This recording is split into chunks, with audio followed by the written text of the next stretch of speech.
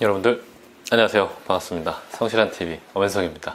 오늘 영상은 말이죠, 주택 청약에 대해서 한번 알아보도록 할 건데요, 아주 기본적인 개념을 한번 말씀드리고 이 영상을 보신 다음에 신문 기사 같은 거 쭉 읽어보시면 아, 이게 그 얘기였구나 이해하는데 도움이 되고자 만든 영상이니까요, 아주 복잡한 얘기는 다음에 하도록 하고요, 오늘은 아주 기본적인 것 갖고 이야기를 한번 해보도록 하겠습니다. 궁금하신 분들은 끝까지 봐주시고 구독과 좋아요를 눌러주세요.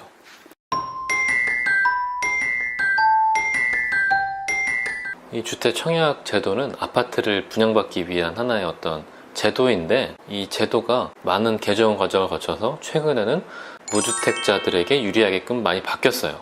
그러니까 무주택 기간이 길면 길수록 청약에 당첨될 확률이 높아졌죠. 그래서 마치 한 번에 길을 모았다가 턱 터트리는 원기옥처럼 무주택자이신 분들이 먼저 기회를 얻게끔 조정하다 보니까 이렇게 좀 제도가 좀 많이 바뀌었습니다.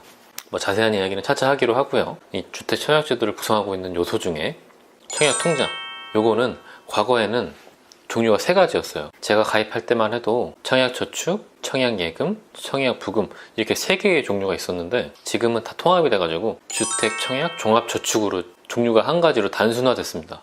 지금 이제 신규로 가입하신 분들은 주택 청약 종합 저축밖에 안 돼요.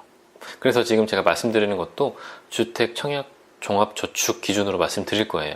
이 청약 통장은 사회생활을 한 초년생이라면은 반드시 가입해야 되는 그런 통장이 됐는데, 과거에는 이게 좀 고금리 상품이어서 가입해도 좀 괜찮은 면이 있었어요. 근데 지금은 금리가 거의 차이가 없어요. 고금리가 아니라 거의 일반 통장이랑 차이가 없고, 그래도 아직 없으시다면 가입하시는 게 아무래도 좋습니다. 나중에 이제 사회생활 더 하시고 결혼도 하시고 아이도 낳고 하시면 언젠가는 내 집을 갖게 되는 기회가 있잖아요. 그거를 대비하기 위해서라도 가입하시는 게 아무래도 좀 좋습니다. 또 미성년자일 때부터 통장을 갖고 계신 분들도 계신데, 미성년자일 때는 나중에 또 자세히 이야기하겠지만 청약에 이제 가장 중요한 게 무주택 기간인데, 미성년자일 때 가입했던 그 기간은 무주택 기간에 산정되지 않기 때문에 사실 미성년자일 때부터 가입하는 건 큰 의미는 없습니다. 이 청약 통장에 1순위다 2순위다 이런 얘기를 많이 하게 되는데, 이 1순위는요 되게 좋은 것 같잖아요. 1순위는. 근데 이 1순위가 되기 위한 조건이 굉장히 쉬워요.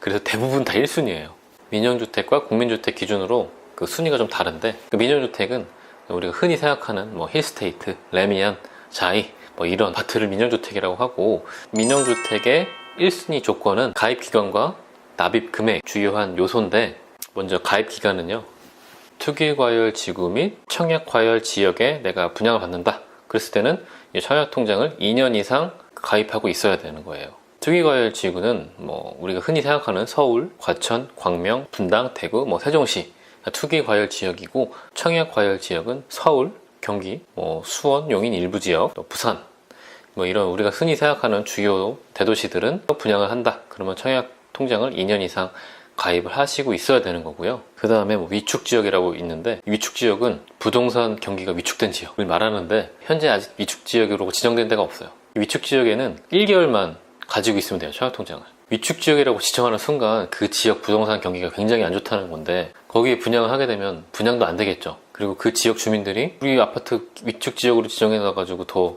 부동산 경기가 안 좋게 만들어, 이렇게 또 반감을 살 수가 있겠죠.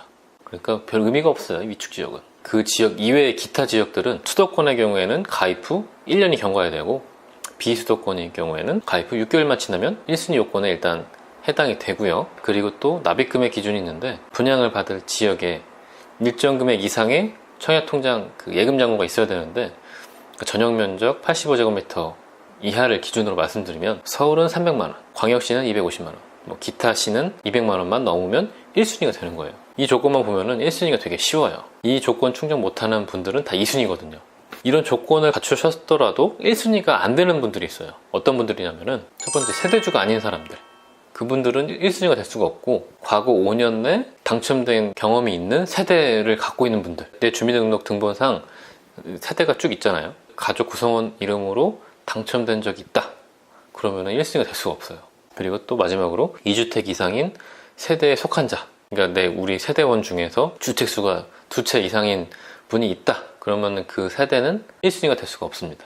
국민주택의 경우에는 LH공사 등에서 짓는 아파트를 국민주택이라고 하는데, 이 국민주택은 가입 기간은 똑같고요. 납입 금액이 아니라 납입 횟수를 기준으로 1순위를 산정합니다. 연체 없이 투기과열 지구와 청약과열 지역에 24회 이상 불입했거나, 위축 지역에는 1회 이상 불입했거나, 기타 지역의 경우 수도권은 12회, 수도권 아닌 곳은 6회만 불입하면 1순위가 돼요. 1순위가 되는 조건은 굉장히 쉽기 때문에 대부분이 다 1순위입니다. 그러니까 이 1순위들끼리 경쟁하는 거예요. 그리고 이제 중요한 당첨자 선정은 어떻게 하느냐. 예를 들어 아파트 100세대를 분양하는데 1순위 150명이 모였다. 그러면 그 150명 중에서 100명을 추리는 거고요. 1순위에서 미달났다. 그러면 이제 2순위로 넘어가서 당첨자를 뽑는 건데, 대부분이 다 1순위에서 결정이 되기 때문에 2순위까지 가는 경우는 매우 드문 경우입니다. 2순위의 의미가 별로 없어요. 이 당첨자 선정도 국민주택과 민영주택이 좀 다른데요. 먼저 국민주택 먼저 보시면, 국민주택은 순차 공급이라고 해서 동순위끼리 내에서 경쟁을 할 때 전용 면적이 40제곱미터 초과하는 아파트다 이랬을 때는 3년 이상 무주택이신 분들 중에서 저축 총액이 높으신 분들 기준으로 먼저 뽑고, 그 다음에 무주택 기간 고려 안 하고 저축 총액이 많은 분들, 요걸 기준으로 이제 뽑고요. 전용 면적 40제곱미터 이하일 경우에는 저축 총액으로 하는 게 아니라 3년 이상 기간 동안 무주택이면서 납입 횟수가 많은 분들 먼저 뽑고, 그 다음을 뽑는 식으로 이렇게 돼 있습니다. 곳곳에 무주택자를 배려하는 조항들이 많이 있는 거죠. 민영주택의 경우에는 가점제와 추첨제를 혼용해서 쓰는데요. 추첨제는 말 그대로 추첨을 통해서 이제 뽑는 거고, 당첨자를. 가점제는 그 세대 구성원의 무주택 기간이 몇 년인지, 가족 구성원은 몇 명인지, 그리고 청약 가입 기간은 몇 년인지를 고려해서 각각 요소별로 점수를 매겨서 이 점수가 높은 사람 순서대로 이제 뽑는 거를 가점제라고 합니다. 투기과열 지구에 분양을 한다 그러면은 100% 가점제로 뽑고, 청약과열 지구에 분양을 한다 그랬을 때는 75%가 가점제고 나머지 25%가 추첨제다, 뭐 이렇게 보시면 됩니다. 요걸 그냥 혼용해서 쓰는 거예요. 그때그때. 이 추첨대에서도 추첨을 통해서 공급하는 세대수보다 추첨 그 대상자가 많다면은 먼저 무주택 세대주에서 75%를 추첨하고 나머지 물량에서 또 추첨을 하게 되어 있습니다. 그 무주택자 먼저 공급하겠다. 이 가점제를 계산해 볼 수 있는 사이트가 있거든요. 여기 링크 보시면 아파트2U라는 곳에 가시면 내 가점이 몇 점인지 체크해 볼 수 있거든요. 그래서 제가 한번 넣어봤어요. 제 기준으로. 저는 부양가족이 4명, 무주택 기간 10년이라고 가정하고, 부양가족 4명, 청약통장을 한 6년 동안 가입했다 이렇게 가정하고 한번 해봤더니 42점이 나오더라고요.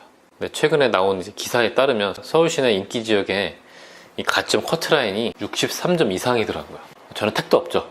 그러니까 무주택 기간이 제일 그 가점에 차지하는 비중이 높기 때문에 무주택이신 분들은 한번 계산해 보셔서 내가 몇 점이 나오는지 한번 미리 한번 체크해 보는 것도 도움이 될 것 같습니다. 근데 또 한 가지 재밌는 제도가 하나 있습니다. 무순위 청약이라는 게 있는데, 미분양된 물량이 있거나 계약하고 잔여 물량이 있거나 청약이 당첨됐는데 그 당첨된 청약자가 약간 뭐 불법을 저질렀거나 그래서 회수한 물량, 이거를 묻지도 따지지도 않고 그냥 푸는 거예요. 성년 1인당 한 번 1청약을 할 수 있게끔 그냥 쫙 뿌리는 거예요. 또 완전 추첨, 유주택자도 상관없고 재당첨 제한도 없고요. 중복 청약도 되고 그냥 아무 조건 다 따지지 않고 이런 것들 한번 해볼 수 있는 거죠. 이런 걸 왜 만들었는지 잘 모르겠어요. 무슨 청약도 그 물량 모았다가 1순위이신 분들, 그분들을 대상으로 하면 될 것 같은데 뭐 이렇게 좀 특별한 제도를 만들었는지 뭐 다 이유가 있겠죠. 이렇게 현재 우리나라에서 운영 중인 청약 제도에 대해서 한번 알아봤습니다. 이거 이제 기본적인 내용이고요.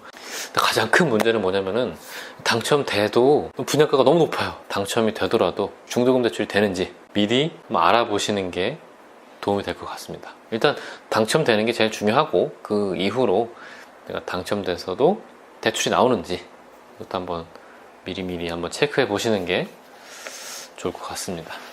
오늘 영상은 여기까지고요. 저는 또 다음 영상에서 뵙겠습니다.